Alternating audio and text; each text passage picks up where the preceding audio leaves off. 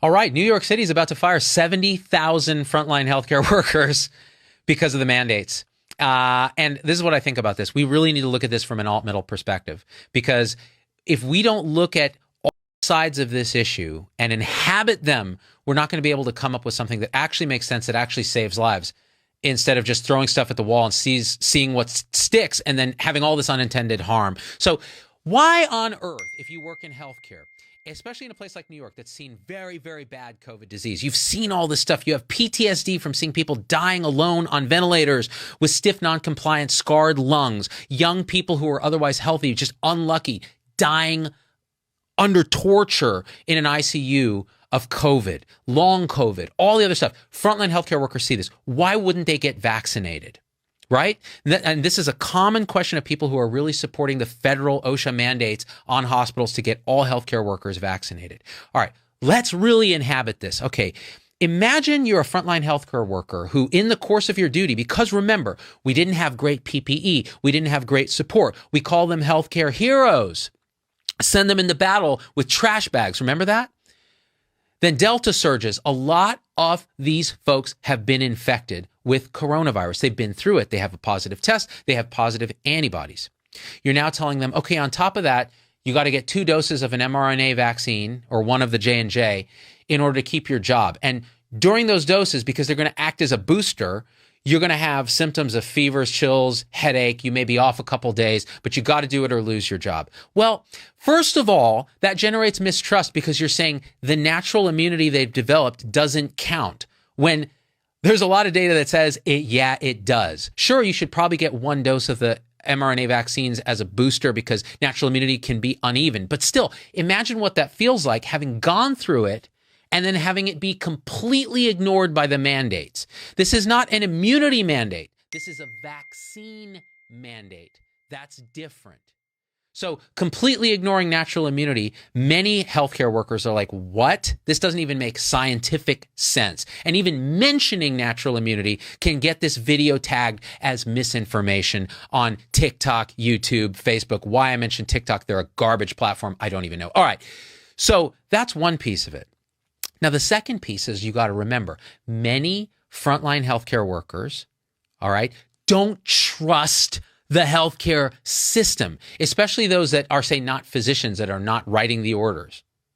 And the reason is they see very clearly how broken and dysfunctional our system has been. The financial incentives are all backwards. We are paid to do things to people, not to do things for people.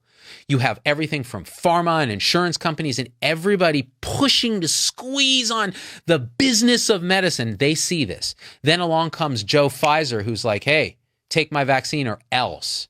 How are they going to feel about that? They see the harm caused by those physician orders in the form of side effects, complications, etc. Even though it may be medically necessary, they're seeing the downside at the bedside, right? And so of course they're like, their mistrust is high. They've been abused by leadership. They don't feel valued. They're burned out from working crazy hours during the pandemic. All of this, stigmatized by society early on because they worked in healthcare. People were afraid they were contagious. And now you're telling them, take this vaccine. Yeah, it's FDA approved, but just barely. It's a new technology, but it's fine. Don't worry about it. How are they going to feel about that? Now throw in the third piece. Many healthcare workers, we assume everyone in healthcare has the same training. They don't. A housekeeper, someone in health IT, someone working in the back office, a CNA, an MA, they do not have the same training in looking at primary data sources as a BSN trained nurse, a physician, right? A physician assistant, a nurse practitioner. It's all a spectrum of hours of training in this stuff. So why are physicians over 90% immunized? Because they're actually able to look at the data and go, you know what, on balance, I will take the teeny risk of vaccine over the much bigger risk of COVID any day. Even if I've been naturally infected, I'll at least get a single dose because that'll be a booster. And the data shows 50% less likely to be reinfected in that setting if I get vaccine on top of natural infection. They're willing to do it. But would a housekeeper have that capacity? No. So what do? They go online to try to figure out what's up, and it's a sea of sense-making disaster. You can't make sense of any of it. It's full of misinformation between Robert Malone, Weinstein, the smart misinformers, and then everybody else with the crazy conspiracy stuff that's just off the rails, the dumb misinformers. How do you even sort it out? You can't. And so are you going to blame them for not having the tools to sort out, just like the general public? It's very hard to sort out. And now you're telling them you must take this that you've read is terrible and you don't understand why it might be good. You must take it or be fired. Okay. Emotionally, how's that going to sit? Now, here's another case. Imagine you're a pregnant nurse, first trimester, first baby, and they're telling you, you need to get this 2 doses of this mRNA vaccine that is likely to give you a fever. And by the way, historically, hasn't fever been associated with bad pregnancy outcomes and so on and so forth? Oh, you want me to do this while I'm pregnant or I'll lose my job? By the way, and I need to tell you this, these vaccines, all the data we have says they are safe, effective in pregnancy. They don't cause miscarriages. They don't cause fertility problems. All the major medical societies recommend pregnant and breastfeeding mothers take this vaccine, and I am with them on this. But a frontline nurse who's pregnant herself, whose maternal instincts are kicking in, and is now being forced to do this, that's a very different feeling than someone who can objectively look at data. It just is. These are human beings. Take it to the next level. You've sacrificed your 20s for healthcare, which is your calling. You're a nurse or you're a doctor or whatever it is. You have delayed having kids because you have no choice. You're dedicated to this profession that is sucking your 20s away because it called you. You had no choice. This is who you are, helping other people. So now you're taking fertility treatments. And after cycle and thousands of dollars, you finally have conceived. Now they're telling you, you have to take a vaccine right now or lose your job. What does that feel like to the pregnant mother or the spouse of that pregnant mother? All right. This is who a federal mandate is affecting in healthcare. Right? So people who don't have the training to actually understand the vaccines are safe and effective and a better alternative to COVID. Those who've had COVID and have natural immunity and are just like, what? And those who actually have these kind of medical and ethical concerns that aren't being properly heard. They may not fully be valid based on the data, but they better be heard. Okay, now, what happens when 70,000 healthcare workers in New York get fired? There was a staffing crisis before this pandemic. This will make it an order of magnitude worse. How many people will the mandates actually get to be vaccinated incrementally? According to Vinay Prasad, across the population, it's probably only 3 to 7% more people will get vaccinated due to mandates. What's the downside of this healthcare mandate and firing these people? Now, you understaff hospitals, COVID patients don't get care. Non-COVID patients don't get care. Elective surgeries don't happen and then become unelective emergency surgeries. People with appendicitis, people with cancer, a kid with sepsis. Those are the people that can suffer when we don't have enough staff to staff the beds. It's not that we don't have the beds. We don't have the staff for the beds. So what will vaccinating this incremental number of staff actually do? Well, we're going to talk about the pros in a second. We'll talk about what it does. This is the side that doesn't want the vaccine, and I want you to inhabit what that side feels like, how they see the world, why they might see the world that way. Because right now, the pro side of this is like, you're just a dumbass if you don't get vaccinated and you work in healthcare. You are killing our patients if you do this, right? That's how they see it. That's not a productive way to talk to people that have these concerns and that are inhabiting this space. The way they feel is, hey, we were wearing all this PPE and apparently that was enough to keep everybody safe before. Why isn't it now? That's how they see it, right? So you better sit compassionately and understand this. So what's the pro side of this? The pro side of this, right, is, hey, we've had mandates for a lot of things. Seatbelts, childhood vaccines, PPD for healthcare workers, MMR for healthcare workers, hepatitis shots for healthcare workers. These things have been part and parcel of this space for years. This is nothing new. These things are probably not illegal to mandate. It's very reasonable to do that. Now, the con side would say, but these are new vaccines. But the pro side would say Pfizer vaccine is now FDA approved. They've looked at all the data. Okay. So mandates aren't new. Now, you could argue, well, but those mandates worked over years. We're trying to make this work over a short period of time. It may not have the same effect. And will the mandate cause more harm than good? Okay, that's a reasonable counter complaint. Now, on the pro side also is, hey, these vaccines reduce the risk of infection by 5-fold, risk of death and disability and being hospitalized by 10-fold in the worst situations like Delta. So if you're in healthcare, you need to get this vaccine because first of all, you're at higher risk just being in the hospital. Second of all, we're trying to model behavior for our patients. If we have, CNAs running around telling patients they're not getting vaccinated because this thing is experimental, that is very damaging to people who are quite vulnerable. And yes, you can transmit to a patient if you're unvaccinated and you get even an asymptomatic infection and you slip your mask off for a second and you transmit to them. So yes, you can hurt patients. So there's a real care versus harm here thing. Right? On the other side, it's this liberty versus oppression. It's my bodily autonomy. Here, it's like, well, your bodily autonomy ends when you put others at risk. So we have mandates in hospitals. It's not unreasonable to ask you to keep patients safe. Now, you can see why there's nuance here. This is a pandemic.